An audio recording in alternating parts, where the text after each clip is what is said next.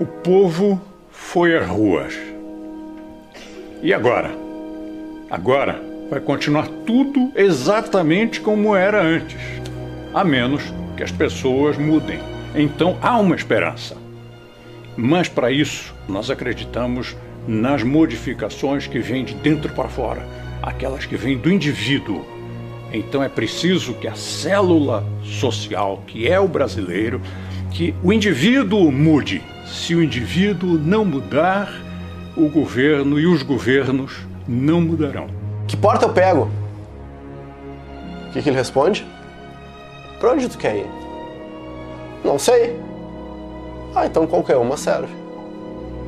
Então se tu não sabe pra onde é que tu tá indo, se tu não sabe qual é o teu propósito, qualquer lugar, pra onde, não importa pra onde é que tu vai, porque se tu não consegue conectar aquilo que tu tá fazendo, pra onde é que tu tá indo com o teu propósito de vida, tu tá perdido. Há tempo atrás, certo ou errado, nós tínhamos um plano de desenvolvimento nacional. Nós tínhamos um propósito. A nossa nação tinha uma visão e um propósito para desenvolver o nosso país, que infelizmente, algum tempo atrás, se perdeu. Vou dar o exemplo da Coreia do Sul. A Coreia do Sul, há 60 anos atrás, desenvolveu um plano de desenvolvimento nacional com o propósito de tornar a Coreia um lugar que tem inovação, desenvolvimento, riqueza. E entrou governo, saiu governo, entrou ditadura, saiu ditadura, entrou em guerra, saiu de guerra, o propósito e o plano que você continuou.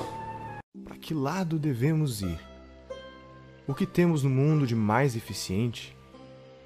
Quais as pistas para definirmos o nosso caminho? Tomamos, por exemplo, Hong Kong.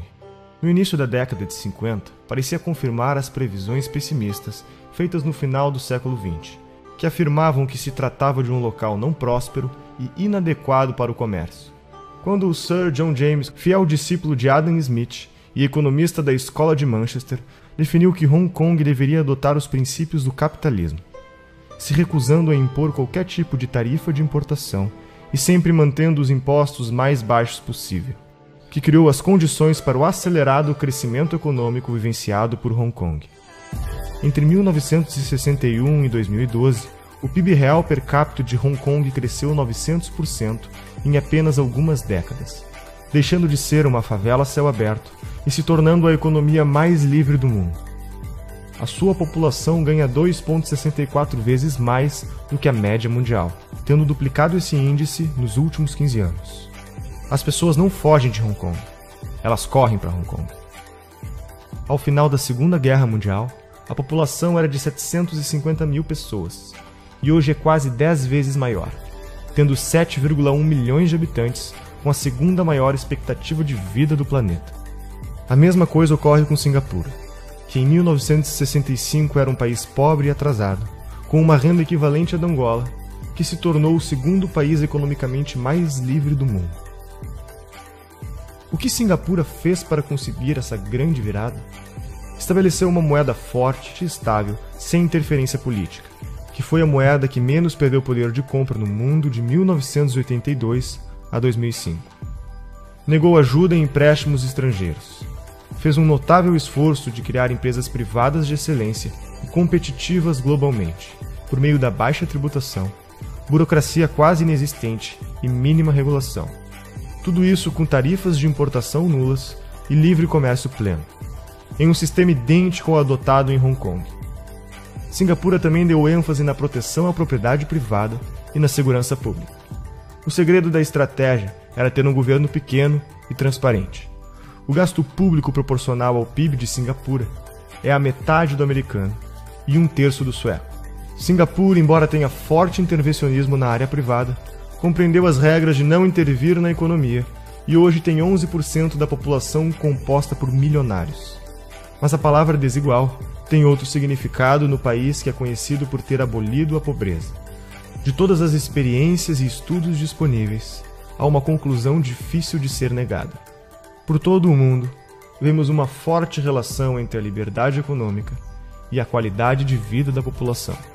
Pessoas nos países mais livres ganham em média 8 vezes mais que pessoas nos países menos livres. Os pobres ganham 10 vezes mais.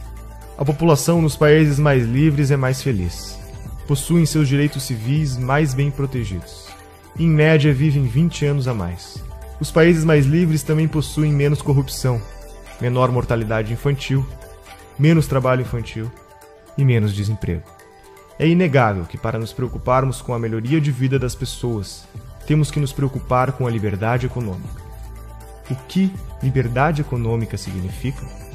Significa que a propriedade está protegida por leis imparciais, que você é livre para fazer o comércio com os outros pelo que você quer e precisa, sem intervenção do Estado. Que seu dinheiro mantém seu valor porque a moeda de seu país é estável e não sofre interferência política, e que o governo se mantém reduzido e sem interferir no funcionamento da economia. O capitalismo já se mostrou o melhor sistema para melhorar a qualidade de vida das pessoas. Se você olhar o gráfico de extrema pobreza no mundo, nos últimos 200 anos, saiu de 98%, algo assim, para 7% no mundo, algo assim. Algo nesse nível, perto de 10%. No Brasil, está em 5% a pobreza extrema, e há 30 anos era 20%. Então, e você vai dizer que isso é por causa do programa social? Claro que não. O Brasil passou a adotar mais capitalismo em relação ao que a gente tinha no início da década de 70. Então, no tempo, o que melhor alcança a melhora da prosperidade das pessoas mais pobres é um sistema de propriedade privada e livres trocas, que é o que a gente chama de capitalismo. E para o pobre de hoje, então, nem se fala. Para dar assistência a esse pobre de hoje, um sistema de mercado e voluntário como esse que eu descrevi é o que funciona melhor. O mundo é pobre, era pobre, sempre foi pobre, né? A pobreza é o estado natural do homem. O homem nasce nu e pelado. Nossos pais nos deram abrigo, comida e esses luxos, né? Então, o estado natural do homem é a pobreza. Nós temos que nos perguntar por que alguns países se tornaram mais ricos. Quando Adam Smith escreve A Riqueza das Nações, uma investigação sobre, ele está se preocupando exatamente, quer investigar como alguns países, no caso, por exemplo, a Inglaterra, etc., se tornaram ricos, porque esta é a grande notícia da humanidade, do comércio, a economia, o capitalismo que gera riqueza. Então, na verdade, tem muito mais a estudar na riqueza que na pobreza. Os pobres, por exemplo, individualmente, eles querem estudar, entender e imitar os ricos, as empresas ricas, os casos de sucesso.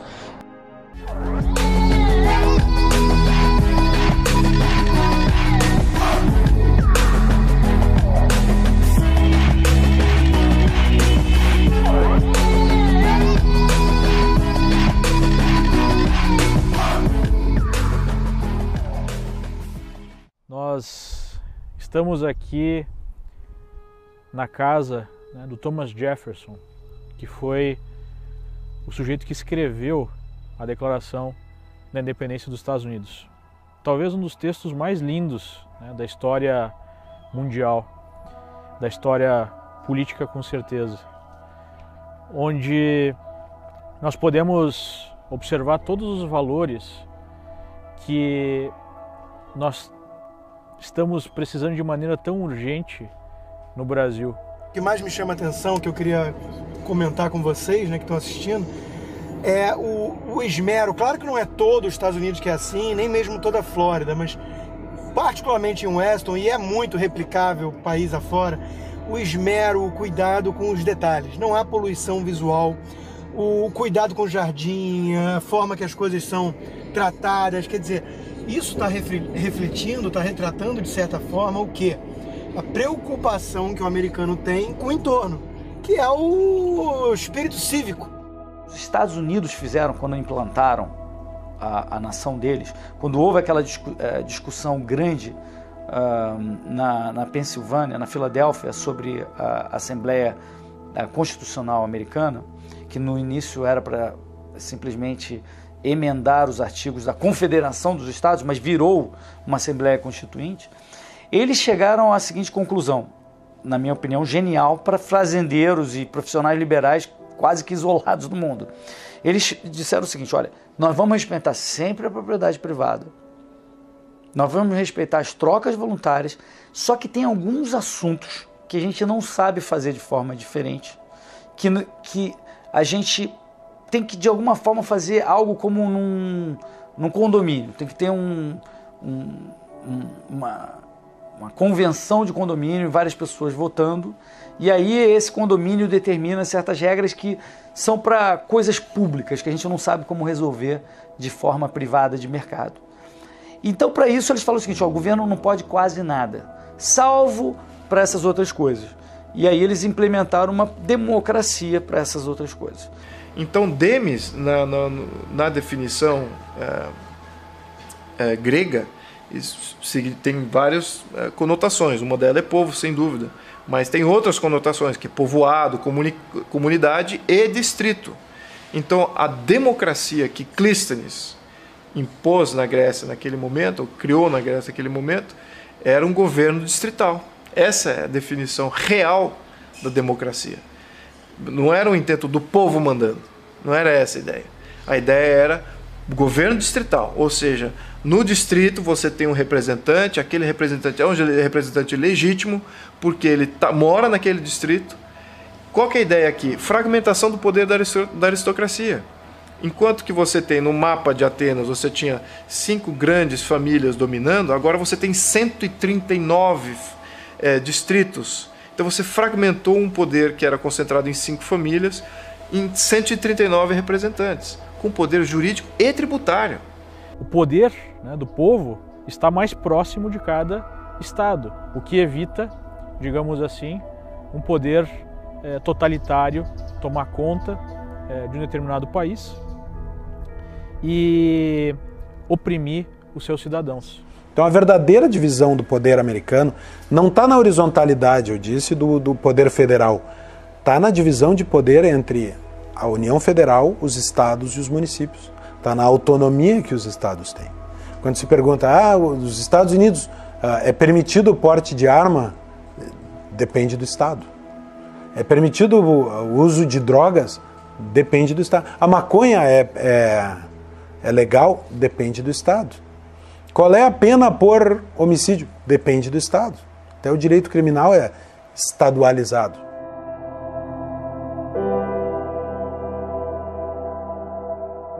Basicamente, todo o sistema financeiro, até mesmo partindo da própria moeda, né, o valor da moeda, é baseado na confiança.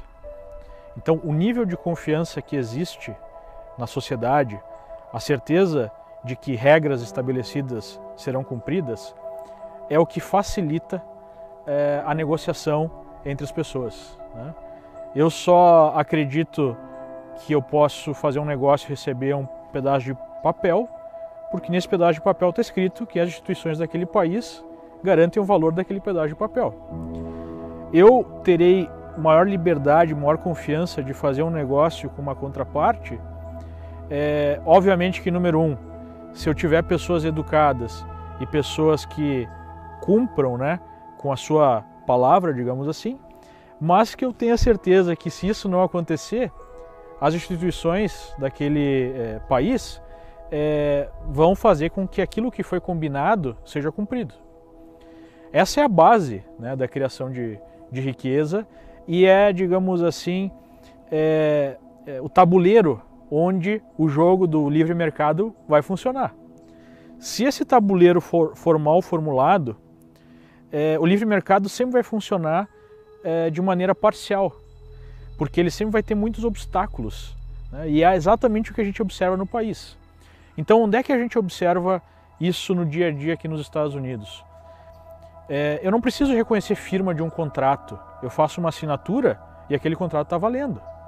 Eu não preciso burocratizar excessivamente, porque se leva em consideração que as partes estão de boa fé. Só que o que acontece?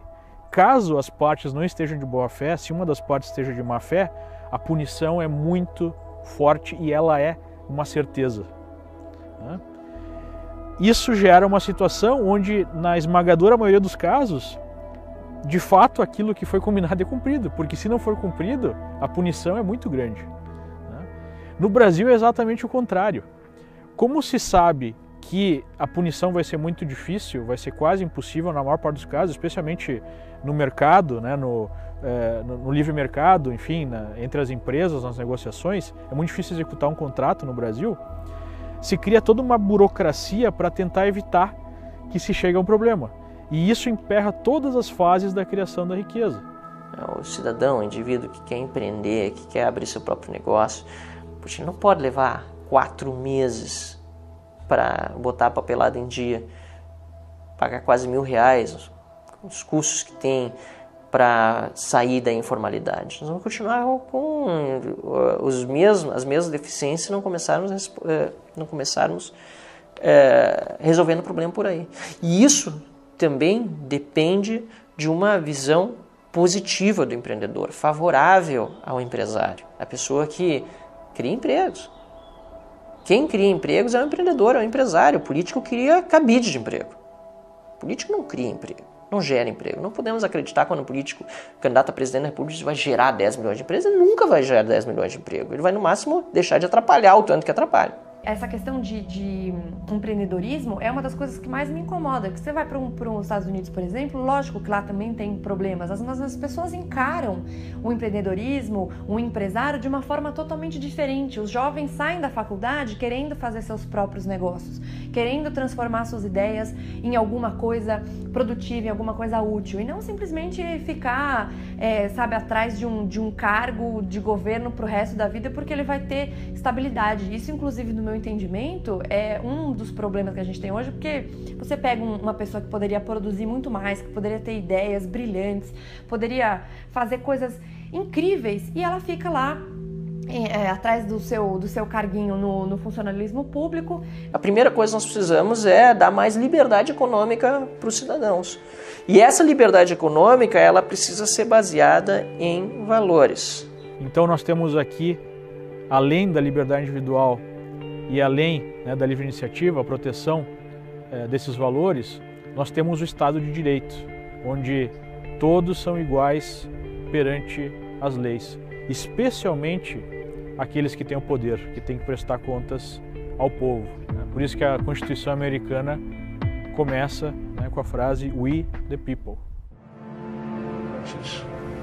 Ours was the first revolution in the history of mankind that truly reversed the course of government, and with 3 little words: we the people. We the people tell the government what to do. It doesn't tell us. We the people are the driver. The government is the car, and we decide where it should go and by what route and how fast. Almost all the world's constitutions are documents in which governments tell the people what their privileges are. Our Constitution is a document in which we, the people, tell the government what it is allowed to do. We, the people, are free. Então, o que José Bonifácio acreditava naquele ponto era o que os fundadores, exatamente os mesmos princípios que os fundadores dos Estados Unidos acreditavam, que era o liberalismo político. Vamos lembrar que, naquele ponto da história, essa ideia de capitalismo, livre mercado, não tinha sido muito bem maturado como conceito. Adam Smith, sim, já existia e já havia introjectado uma série de conceitos aí em contraposição ao mercantilismo. Ok. Só que o que precede a sustentação do capitalismo, do livre mercado, é um sistema político liberal. Então, o sistema político liberal significa o quê? As pessoas entendem que o liberalismo, ele liberta quem? Esse aqui é o ponto. Ele liberta o povo. E quem que então ele limita? Ele limita o governo. Então, toda ideia de liberalismo era de limitação de governo, limitação de poderes do governo. Governo e o Estado era quem limitava esse governo. Esse aqui é o ponto. Então você tem que separar muito bem o que é Estado e o que é governo. A Constituição americana, ela é uma Constituição restritiva do poder central. A União Federal tem, de acordo com a Constituição, só o poder que a Constituição lhe dá. O resto é dos Estados. Então, o que não está expressamente dito que é da União Federal é dos estados. Embora essa regra esteja sendo flexibilizada e cada vez mais diminuída. E isso explica também o crescimento do governo dos Estados Unidos e por que é que os Estados Unidos têm deixado de ser a referência de liberdade que sempre foram. Aumento de impostos, enfim, toda aquela situação que nós já vivemos no Brasil está sendo observada aqui nos Estados Unidos. E há uma grande diferença, né? O nível médio da população aqui, o nível de educação é muito mais alto, mas pouco a pouco nós vamos sofrendo a mesma erosão da democracia representativa e desse sistema tão interessante, né? Esse farol da liberdade que foi criado para o mundo pelos Founding Fathers. O mais importante na discussão é que tipo de governo nós queremos e por que nós temos um governo. A gente precisa se dar conta de que não existe almoço grátis, que o Friedman diria. Não existe da mesma forma ganho de liberdade com um governo maior. Pelo contrário, aumentando o governo, pedindo mais governo, nós vamos perder em liberdade. Nós vamos aumentar a burocracia, nós vamos ter mais problemas para criar riqueza. Não podemos cair na conversa de políticos de que haverá distribuição de renda se é prejudicado quem cria riqueza. Só olha o Uber. A gente tinha esse sistema do táxi que todo mundo pensava, bom, mas poxa, como é que a gente vai fazer transporte sem uma coisa centralizada e tal, e tem que ser protegido, porque e daí qualquer pessoa vai poder pegar uma carona? Isso não vai funcionar nunca. E daí vem um aplicativo simples, uma ideia simples que se dissemina, emprega milhares de pessoas, facilita o transporte com um monte de gente, baixa custos, aumenta a segurança, porque agora você pode pegar um transporte mais seguro ao invés de ficar no transporte coletivo, para quem pode pagar. Muda todo o mercado, revoluciona a coisa e obviamente também incomoda todas as estruturas de poder, esse status quo que já existia dessas grandes indústrias, do táxi, do aluguel, tudo mais, os políticos que estavam associados. E a gente consegue fazer esse contraste entre esse sistema que hoje a gente olha como já uma coisa meio até velha, que é os táxis, e ver o sistema do Uber, que é uma mudança tão grande, que é simplesmente liberalismo econômico. O empreendedorismo é uma vocação, não é simplesmente uma busca do lucro, não é simplesmente ganhar dinheiro por ganhar dinheiro, amor a... Não. Pelo contrário, as pessoas quando dizem que o Bill Gates é um milionário e aí muitas vezes falam, não, mas ele faz muita caridade, tentam, né, por esse lado demonstrar que ele tem coração também, e realmente tem, pelos projetos sociais fantásticos, vários deles que ele desempenha, que ele desenvolve na África, por exemplo. Mas não é só isso, as pessoas têm que ter noção que os bilhões de dólares que ele tem não estão numa conta bancária. Onde é que estão os bilhões de dólares do Bill Gates? Alguma parte realmente ele tem no banco, mas outra grande parte está em patrimônio, está em ações, está em várias atividades empresariais, empreendedoras que ele tem e que estão a serviço das pessoas. As propriedades dele cumprem uma função social inerente à atividade do empreendedor. Aquilo que diz a Constituição sobre a função social da propriedade, que muitos de nós combatemos, porque de fato é utilizado nas cortes muitas vezes para desapropriar áreas de terra para supostamente fazer reforma agrária. A gente sabe que muitas vezes não dá certo, inclusive porque muitos depois revendem essas áreas, fazem justamente aquilo que não deveriam fazer. Mas se nós formos olhar ao pé da letra o que quer dizer função social da propriedade, não está errada a Constituição, porque toda propriedade já cumpre sua função social. Porque a minha propriedade cumpre uma função social, sobretudo se eu sou empreendedor, de deixá-la à disposição do meu próximo, de outros indivíduos. Sou a favor de um Estado enxuto, tanto na economia como na repressão, e penso que mesmo aqueles que são tomados como capitalistas no Brasil, na verdade não são capitalistas porque eles vivem muito do dinheiro público. Então você vê os grandes empresários adoram um financiamento do BNDES, né? Você vê pesquisadores que muitas vezes se apresentam como de direita, mas têm bolsas de órgãos públicos. Então eu acho que essa mentalidade tão dependente do Estado, ela precisa ser revista. Até para que nós tenhamos uma verdadeira livre concorrência. No Brasil hoje não tem livre concorrência, porque não dá para você concorrer livremente com um concorrente que tem algum tipo de isenção de impostos quando você não tem, né? Ou com um concorrente que tem dinheiro do BNDES quando você não tem. E muitas vezes essas pessoas se apresentam como capitalistas, como defensoras da iniciativa privada. Desculpa, iniciativa privada é risco. Então eu sou favorável àqueles que tomam risco, né? Toma risco. Vai ganhar dinheiro, vai produzir riqueza para o país, vai dar emprego, vai recolher tributo no risco. Porque se ele tem financiamento público, ele já não tem mais o meu, digamos assim, a minha admiração.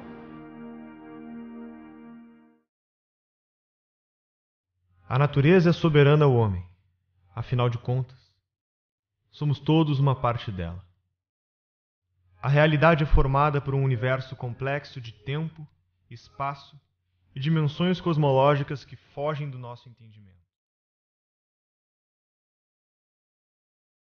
Os acontecimentos sempre são fatos e só podem ser testemunhados, vividos ou observados. As nossas interpretações podem ou não terem a ver com eles. E como se estivessem cada um deles conectados uns com os outros, numa sinfonia dramática, quase sempre harmônica, ao final, sempre parecem terem sido ordenados para que fizessem algum sentido. A isso, damos o nome de vida. Essa é uma ordem que não nos é dada a opção de escolha. Como seres conscientes, temos, além da nossa capacidade de interagir, experimentar e protagonizar a vida, também a opção de entendê-la.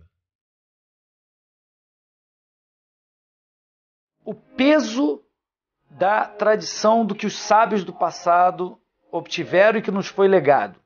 Certos hábitos, cultura, etc. do passado, os gigantes do passado. A gente não deveria simplesmente achar que a minha cabeça teve uma boa ideia e eu vou desconsiderar milênios de evolução de grandes conquistas de sábios. Deveríamos ter prudência na hora de avaliar isso. Não quer dizer que você deva só considerar o passado. Não. Você deve considerar o que você acha certo e tentar mudar. Mas você deveria ter prudência. Olha para o passado e respeita aquilo. Ouça esse passado dessas pessoas que não estão mais conosco como esse legado que nos foi deixado. Então, prudência nesse sentido, né? Nós precisamos, por um lado, entrar no fronte cultural de uma maneira muito importante para poder ajudar as pessoas a entenderem o cenário, entender o que está acontecendo no mundo e poder se posicionar, porque tudo começa com isso, né? Nesse ponto, por exemplo, o Ludwig von Mises estava muito certo, ele nos escritos dele, ele dizia muito isso, né? Você começa com as ideias, são as ideias que mudam o mundo. O que nós podemos fazer?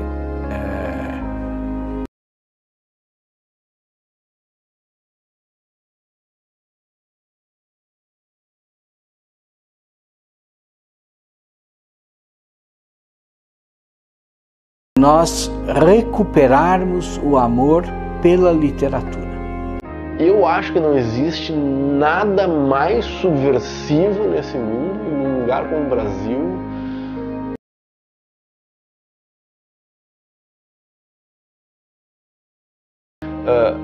Educar para expandir a consciência, educar para ter conhecimento, educar para ter autocrítica e crítica do mundo à volta, para tomar as próprias decisões.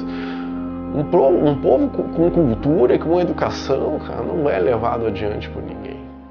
Primeiro, preparem-se intelectualmente, estudem, né? Você tem hoje na internet uma série de conteúdos e cursos online. Óbvio, principalmente o Olavo de Carvalho, que tem um trabalho absolutamente fundamental e indispensável em relação à difusão de ideias. E além dele, você tem outros que também são importantes, aí, gerando conteúdo, gerando informação. Você já tem hoje editoras lançando títulos que durante décadas foram negados ao público brasileiro. Você tem também, em alguns sites, como o site do Instituto Mises, você tem alguns portais que têm uma quantidade enorme de PDFs de livros clássicos que estão à disposição de graça. É só você baixar, ler no seu computador, ler no celular, no tablet, no Kindle, enfim. Então, não tem desculpa.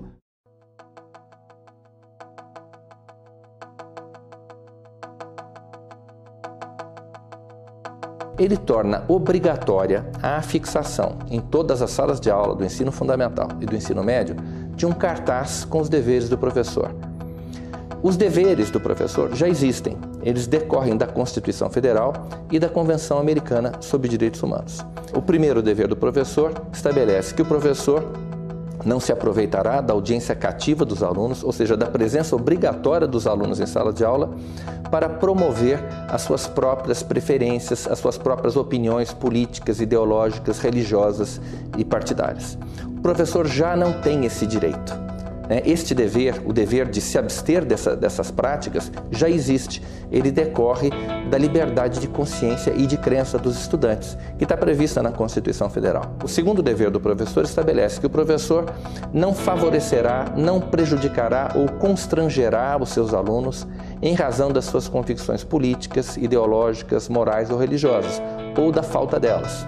O terceiro dever do professor estabelece que o professor não fará propaganda político-partidária em sala de aula, nem incitará seus alunos a participar de manifestações, atos públicos e passeatas. O professor não pode agir em sala de aula como um militante. Ele é um servidor público, ele é um agente do Estado. E o Estado, de acordo com a Constituição Federal, o Estado brasileiro, ele é politicamente neutro. Existe a Constituição, prevê o princípio da neutralidade política, ideológica e religiosa do Estado. O quarto dever do professor prevê que, ao tratar de questões políticas, socioculturais e econômicas, o professor apresentará aos alunos de forma justa, isto é, com a mesma profundidade e seriedade, as principais versões, teorias, opiniões e perspectivas concorrentes a respeito da matéria. O professor já tem esse dever. Ele decorre do pluralismo de ideias, que está previsto na Constituição, e da liberdade de aprender do estudante, que também está prevista no artigo 206 da Constituição. O quinto dever do professor prevê que o professor respeitará o direito dos pais dos alunos a que seus filhos recebam a educação religiosa e moral que esteja de acordo com as suas próprias convicções. Esse dever está previsto quase que com essas mesmas palavras na Convenção Americana sobre Direitos Humanos. É um direito humano dos pais, previsto num tratado internacional assinado pelo Brasil e reconhecido pelo Supremo, que os pais têm direito sobre a educação religiosa e moral dos seus filhos.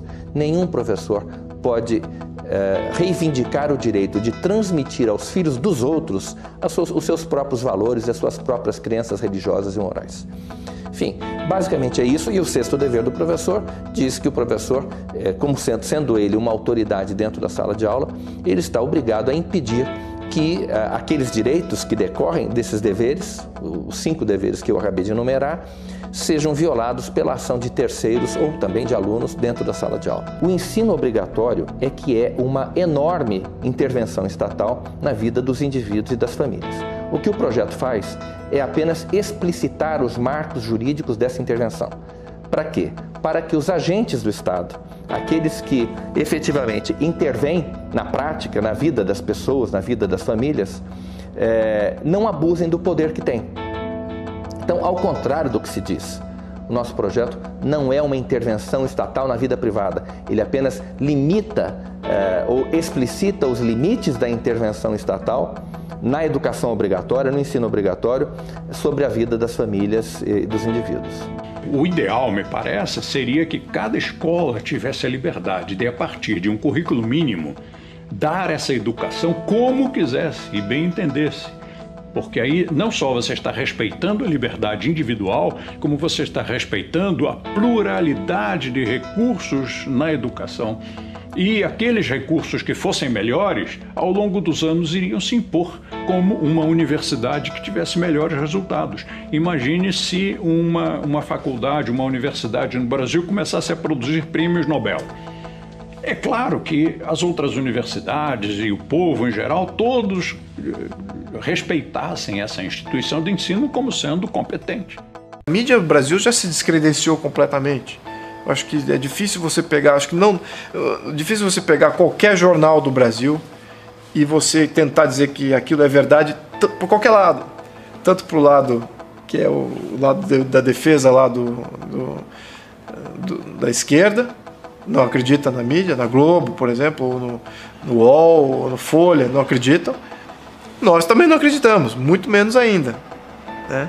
Nós sabemos que aquilo tem gente que é aparelhada. Então a mídia caiu em descrédito. Então talvez seja um começo. Agora precisamos ter uma mídia em que uma base seja, ok, isso aqui é verdade, isso aqui é um fato, que seja um fato de verdade, não seja uma postulação militante. Então, eventualmente, nós vamos chegar numa mídia livre. A população em geral vê essa uniformidade do jornalismo, do que está sendo divulgado, e ao que ela recorre? Ela recorre a única fonte de informação que ainda é de fato livre, que é a internet. É a única onde todos temos, dependendo apenas da nossa forma de expor o conteúdo que nós produzimos, equalizar e repercutir da mesma forma que um grande veículo de comunicação hoje repercute. Graças ao invento de smartphones, de telefones como esse aqui, e do acesso à informação por meio de sites, de blogs, tu tem uma concorrência sendo criada. Hoje, um canal de Facebook ou um canal no YouTube pode gerar tanta repercussão quanto um jornal em horário nobre. Não precisa mais ouvir calado o que um jornal publica e mente sobre um assunto. Você pode contraditá-lo e inclusive repercutir muito mais do que ele numa resposta, que até pouco tempo atrás dependia exatamente da benemerência desses próprios veículos de comunicação em publicar. Isso não acontece mais hoje. Hoje as pessoas têm a liberdade, por meio da internet, de expressar visões distintas, de criticar, de fazer o Media Watch. O que é o Media Watch? É um veículo fiscalizando a informação do outro. É um veículo contraditando o outro. É um veículo complementando a informação do outro. Ou oxigenando as informações que são veiculadas.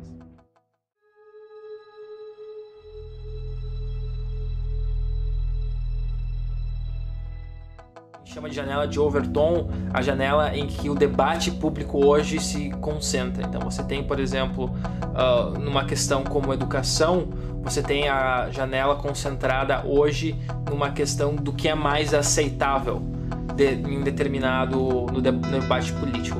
E o papel do Instituto Mises Brasil é puxar o debate para o mais possível, o mais longe possível da visão estatista, mais próximo possível do ideal radical de liberdade.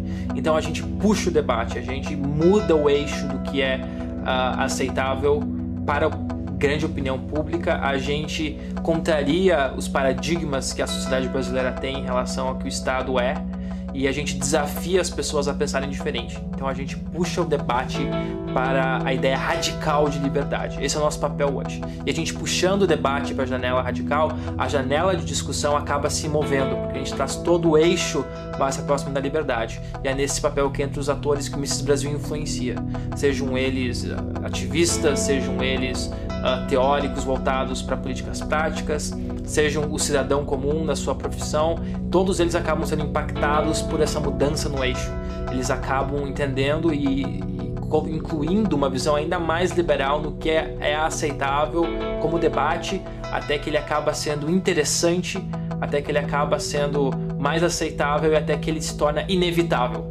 E é assim que a gente acredita que as transformações sociais ocorrem, e é por isso que às vezes governos que são de esquerda, como o governo Dilma, acaba tendo que recorrer à privatização, ou até o governo FHC. Não é porque eles gostam, é porque o debate se puxou tanto para o lado que a ideia não é mais uma questão de ser aceitável ou não o debate, é uma questão de que aquela iniciativa é inevitável. Se tivesse um presidente liberal, se tivesse uma bancada razoável liberal no Congresso, mas se continuasse tendo todos os problemas que o Brasil tem hoje, o que você faria primeiro? É quase impossível responder o que você faria primeiro. Para a gente entender esse conceito e essa discussão, eu acho que a gente tem que falar sobre viabilidade política. O que é a viabilidade política? Cada ideia, cada projeto tem um senso na sociedade de viabilidade política daquela ideia. Tem ideias que estão maduras, que estão prontas a serem discutidas e eventualmente implementadas, e tem ideias que são impossíveis. Para as pessoas, isso jamais vai acontecer naquele momento. Tudo isso pode mudar, é dinâmico.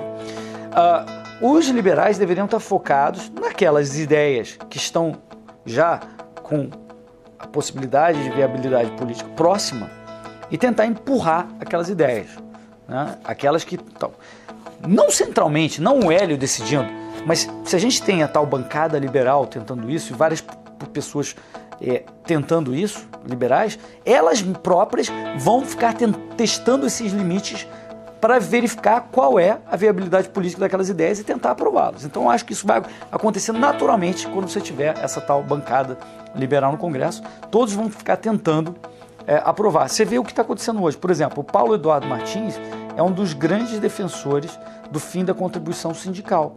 Isso já é algo que no Brasil de hoje já tem uma viabilidade política. Se eu falar sobre acabar o Banco Central, algo parecido, não vai ter nenhuma viabilidade política hoje.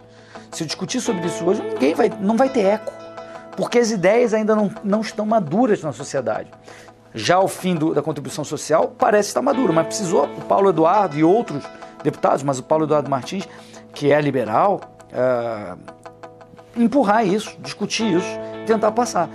Eu estou trabalhando no Estado, para o Estado, vamos dizer assim, mas eu estou sendo coerente com as minhas teses, com as teses liberais. Minha proposta o tempo inteiro, todos os dias aqui, em algum momento eu falo em redução do Estado, eu evito a ampliação do Estado, voto contra. Então é alguém com esse discurso, vamos dizer, entre aspas, um infiltrado, trabalhando dentro da máquina para reduzir o mal que a própria máquina causa. Não há conflito nenhum e as pessoas entendem isso. Nós estamos vivendo a história. Fizemos, como disse, grandes coisas pelo Brasil, mas precisamos urgentemente de uma reforma institucional para eliminarmos alguns excessos do gigantismo estatal. Então aí você tem 3 pilares que constroem esse Estado liberal. A primeira é um Estado de direito, com limites de poderes, freios e contrapesos entre diversos poderes. Os poderes têm que ser completamente fragmentados e o povo tem que ter uma inflexão em cima de todos esses poderes. Na minha opinião, o sistema político que funciona melhor é aquele em que a propriedade privada é sempre, em todos os momentos, respeitada em todos os aspectos. Se você tem isso, e você então respeita as trocas voluntárias, você tem o melhor sistema político possível, na minha opinião. Nós temos que ter uma fidelidade partidária. Nós não podemos ter mais, nós não temos 35 partidos, 28 representados, nós não temos 35 ideologias, programas de governo. Quem conhece a história dos partidos, a evolução, como surgiram os partidos ideológicos e programáticos, que é o sistema que nós temos aqui, quem conhece isso, ele vai verificar que deve haver uma fidelidade partidária, que foi formando grupos naturalmente que se chegou a esse tipo. E na nossa eleição é proporcional. Nós votamos no partido. Então tem que ter uma fidelidade partidária. Ele não pode romper com essa fidelidade partidária. Tem que haver disciplina partidária, programas, ideologias. E nós não temos tantas assim. Isso vai levar até uma redução dos partidos. No meu entender, o financiamento público, novamente os partidos, os caciques dos partidos, eles recebem o dinheiro sem muito esforço. No financiamento privado existe aquela possibilidade de, eu dou, mas quero alguma coisa em troca, para financiar as campanhas. Então o que acontece? Eu acho que temos que procurar o mais razoável. Empresa não vota. Nós deveremos procurar o voto da pessoa física. Então eles querem procurar recursos das pessoas físicas. Mesmo assim, das pessoas físicas com controle, fiscalização, limites e punições. Se nós tivéssemos um padrão de república federativa com modelo de tributação, ou com modelo de distribuição dos recursos, respeitando o tamanho, por exemplo, de estados e municípios, sem uma concentração tão imensa da União, nós não teríamos, em tese, o Ministério das Cidades com a função que tem hoje. Não tem sentido um prefeito do interior do semiárido de Minas Gerais vir a Brasília pedir 100 mil reais para fazer uma ciclovia. Isso acontece porque os recursos estão subtraídos. lá da base do Estado e município estão concentrados em Brasília. É lógico que isso demandará a descentralização também de algumas obrigações, saúde, previdência. Porém, eu pergunto para você, como cidadão brasileiro, você prefere, caso tenha alguma reclamação com saúde, com educação, com alguma das áreas sociais, você prefere pegar um ônibus ou ir com o seu próprio carro, reclamar com o prefeito da sua cidade, ou pegar um avião para Brasília, enfrentar aquela selva de pedra que é Brasília, impessoal, onde você não conhece ninguém, e tentar falar com o presidente da República? Ninguém gasta melhor do que o próprio cidadão brasileiro. Quem gasta mal é o Estado. Reforma tributária, reforma trabalhista, reforma previdenciária, reforma administrativa para criarmos a burocracia profissionalizada, são reformas fundamentais. Eu acrescentaria a reforma do judiciário. Então, mais de 25 milhões de pessoas estão desempregadas. E como você resolve isso? Não tem como você resolver isso se a nossa legislação trabalhista faz com que o empresário pense 1, 2, 15 vezes antes de contratar alguém. É caro, o funcionário custa muito mais do que ele paga para um funcionário por conta das questões tributárias, por conta do imposto que o Estado recolhe, por conta da dificuldade que é. Então, obviamente que ele vai pensar 1000 vezes antes de contratar um funcionário. E a gente tem que pensar na questão do salário mínimo. O salário mínimo é uma bobagem gigantesca. Vários países desenvolvidos não utilizam mais essa métrica do salário mínimo. Então, o salário mínimo você estipula lá, sei lá, R$880 é o mínimo. Você tira do mercado de trabalho um mundo de gente, principalmente gente que está entrando no mercado de trabalho agora, ou que está fazendo, que poderia fazer trabalhos de pequenos períodos, por exemplo. E você tira essas pessoas e você coloca lá num nível um pouco mais acima, sendo que a produtividade dessa pessoa não vai acompanhar. Então, se você fica sistematicamente aumentando o salário mínimo, as pessoas acham que o salário mínimo tem que ser uma canetada tão pura e simplesmente, não tem que acompanhar a produtividade, você mata simplesmente o mercado de trabalho. Então, falar de reforma trabalhista é uma coisa essencial. Imagine se a gente tivesse uma mudança como o Uber foi para os táxis, para o sistema de polícia. Imagina se... Eu sei que é difícil imaginar, mas olha a revolução, a diferença, a queda de custo, o melhor serviço, as pessoas adotando isso livremente. Ninguém foi obrigado a adotar o Uber, ninguém foi obrigado a aceitar isso. As pessoas foram para ele porque ele era melhor, ele desafiou um sistema estatal inteiro. Então imagina se a gente tivesse isso para o sistema de polícia, para o sistema de reparo e manutenção de infraestrutura, para o sistema de justiça. A outra que agora que surgiu e hoje é muito mais discutida, principalmente depois da tecnologia ter sido mais desenvolvida, é você tentar sair da sociedade fazendo soluções tecnológicas. Por exemplo, o Bitcoin, você fazer compras na Deep Web. Se a gente dissesse hoje, definisse hoje que o Bitcoin nada mais é do que o dinheiro para a internet, seria o equivalente a dizer lá atrás, na década de 90, que a internet era e-mail. E todo mundo sabe que seria um absurdo, uma afirmação ridícula dizer isso. A internet é muito mais do que isso. Mas naquela época, ninguém conseguia prever que a gente ia ter, alguns anos depois, um Facebook, um Twitter, um YouTube, que são tecnologias criadas sobre a plataforma da internet, sobre os protocolos de comunicação da internet, e que não tem nada a ver com e-mail. Com o Bitcoin é a mesma coisa.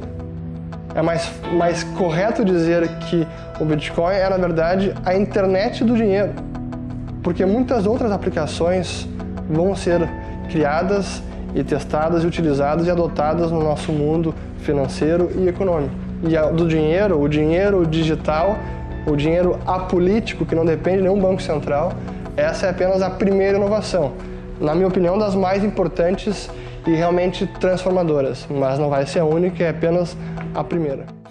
Aí você vai me perguntar, mas como é que isso pode acontecer? Pode acontecer de várias formas. Pode ter uma Constituição que garanta isso, pode ter um sistema de governo descentralizado, em que esse governo nem chega a ser monopolista. Mas eu nem sei se existe mais essa Constituição. Nós estamos com 93 emendas 93 emendas. E ontem já foi aprovado em segundo turno na Câmara, provavelmente a 94ª emenda. Uma Constituição com 93, 94 emendas e mais as propostas que vêm por aí de reforma, querem reformar tudo. Será que é a mesma Constituição? Resta mudar a Constituição. A solução seria uma nova Constituição. Agora, imagina o seguinte, se nós tivermos uma Constituição liberal, um Estado liberal, nós podemos nos dar ao luxo que a Suécia dá, de eleger um governo socialista. Por quê? Porque a Constituição liberal já cria limites. Lembra que quem é liberal, quando você é uma Constituição liberal, significa quem está livre é o povo, quem está limitado é o governo e o Estado. Se você tem um governo e Estado limitado, você pode até eleger um socialista, mas ele vai ter uma força política limitada. Esse é que é o ponto. Então, para nós evoluirmos como país, nós precisamos nos desvencilhar dessa Constituição intromissora, socialista que nós temos, e temos que absorver e temos que ter uma Constituição liberal, para que nós não tenhamos mais o risco de totalitarismo no Brasil. Todas essas reformas, eu acho que elas, normalmente, por aí, elas são submetidas a um plebiscito ou a um referendo no final. Eu acho que para o Brasil, diante da nossa situação e diante da nossa classe política, eu acho que nós devemos ter um plebiscito e um referendo. Como? O plebiscito, o povo vai aprovar, né? Por exemplo, o sistema de governo. E depois um referendo para aprovar esse sistema já acabado. O número 1 é você fazer com que todos os movimentos políticos concordem, que é isso que precisamos. Temos que ter um objetivo comum e diferentes agentes trabalhando de diferentes maneiras para atingir esse objetivo comum, da maneira que de bem couber e de uma maneira fluida. Às vezes um flanco tem avanços, o outro tem retrocessos, o outro braço tem um avanço. Então, diferentes agentes políticos, da sociedade civil, agentes econômicos, têm que estar trabalhando para a criação do Estado ideal. A pressão única tem que ser em torno desse objetivo. Cabe a nós definir bem esses detalhes, né? Então, eu diria que, então, como chegar ao Estado liberal, a primeira etapa é todos concordarem no objetivo. Ponto. O brasileiro percebeu que ele tem força, né? Que na verdade os políticos, eles estão lá para nos servirem, eles são nossos servidores, eles têm que prestar satisfações, eles têm que dar satisfações.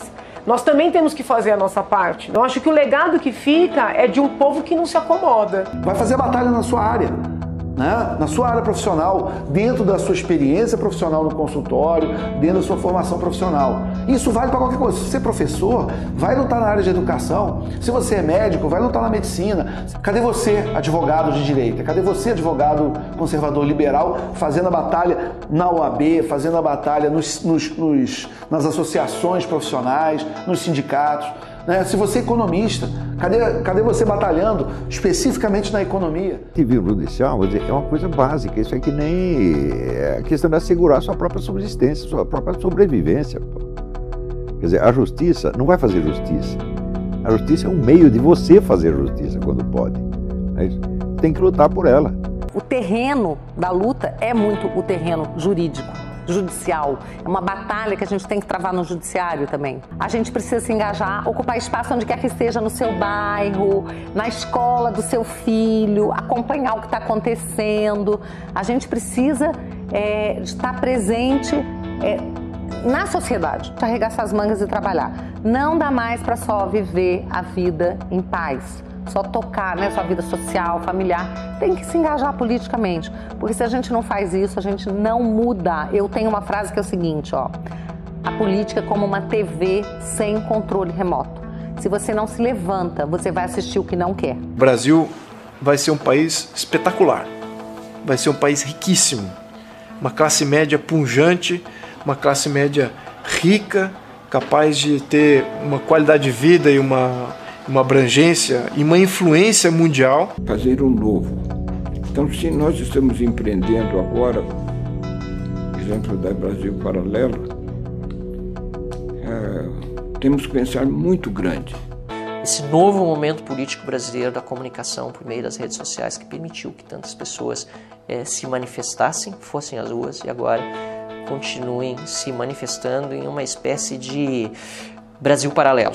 Eles vão acabar percebendo, né? Errar é humano, tá? Vocês podem vir da esquerda para a liberdade, não tem problema. A gente vai receber de braço aberto. Jornalista, evidentemente.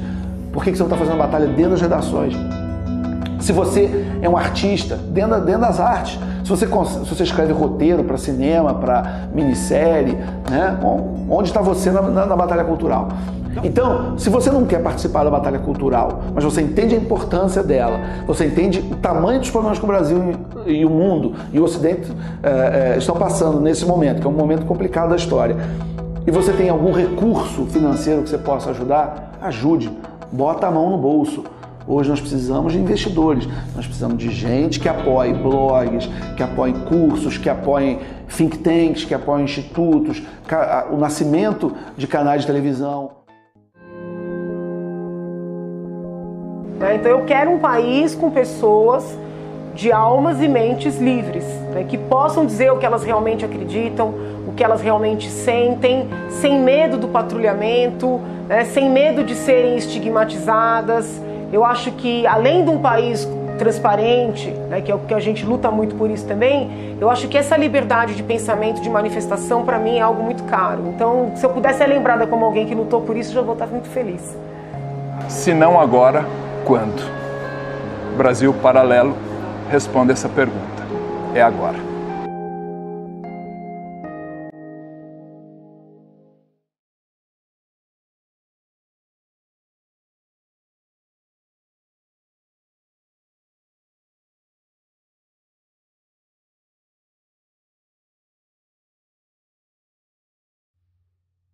Quando acendemos as luzes que apontam para os sábios do passado, para o início dos tempos, percebemos que herdamos algo bom. Como linhas paralelas, a vontade e o desejo partem cada um de um ponto, mas para onde vão diferem. Diferente do desejo, a vontade é lúcida, perseverante e duradoura. Entende que o legado humano reverbera através dos séculos, e assim como o coração que sustenta nossas vidas, essa sustenta a vida de toda a humanidade. A vontade do indivíduo se impõe, e mostra que, ao contrário do que afirmam ditadores e supostos intelectuais, nós não somos escravos do meio. A vida pode nos desgastar ou nos afiar, mas isso depende do aço de que somos feitos. A vontade nos fez superar o impossível e dar aos que amamos o maior presente de todos: a esperança. Onde há esperança, há vontade. E onde há vontade, há um caminho.